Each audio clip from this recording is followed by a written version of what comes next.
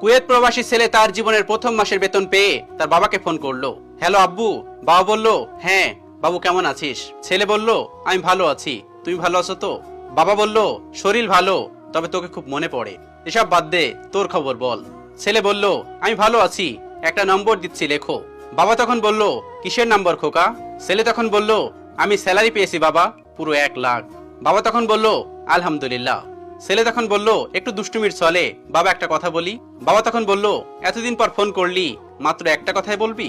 ছেলে তখন বলল, বাবা তুমিই তো বলেছিলে পিতৃ ঋণ কোনোদিন শোধ হয় না।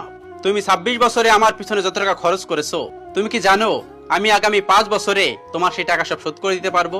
আমার এখানে 1 টাকা, তোমার এখানে 360 টাকা বাবা। বাবা তখন বলল, একটু মুস্কি হেসে, একটা গল্প শুনবি? ছেলেটা কিছুটা অপ্রস্তুত হয়ে গেল, নিচু স্বরে বলল, বলো বাবা, শুনবো। বাবা তখন বলতে শুরু করলো, তোর বয়স যখন 4, তখন আমার বেতন মাত্র 3000 টাকা। আমি আমার সাধ্যের মধ্যে সবকিছু চেষ্টা করেছি তোর মাকে সুখী করতে। তোকে যে এবার স্কুলে ভর্তি করলাম, সেবারই প্রথম আমরা আমাদের ম্যারেজ ডেটা পালন করিনি। সে বছর তোর মাকে আমি কিছুই দিতে পারিনি।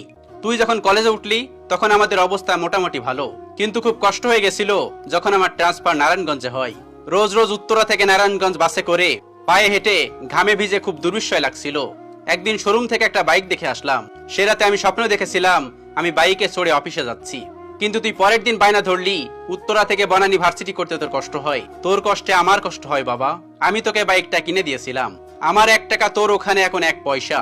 কিন্তু মনে করে দেখ, এই 1 টাকা দিয়ে তুই তোর বন্ধুদের সাথে পার্টি করেছিস, ব্র্যান্ড নিউ মোবাইল হেডফোন কানে লাগিয়ে সারা রাত গান শুনেছিস, পিকনিক করেছিস, ট্যুর করেছিস, কনসার্ট করেছিস। তোর প্রতিটা দিন ছিল স্বপ্নের মতন। আর তোর 100 টাকা নিয়ে এখন আমি হার্টের বাইপাস করাই, ডায়াবেটিস মাপাই। জানিস বাবা, আমার মাছ খাওয়া নিষেধ, মাংস খাওয়া নিষেধ। কি করে এত টাকা খরচ করি বল? তোর টাকা নিয়ে তাই আমি কল্পনায় হাট বসাই। সে হাটে আমি বাইক চালিয়ে সারা শহর ঘুরে বেড়াই, বন্ধুদের নিয়ে সিনেমা দেখতে যাই, তোর মায়ের হাত ধরে চাঁদনি রাতে সেন্ট মার্টিনের বালুচরে হেঁটে বেড়াই।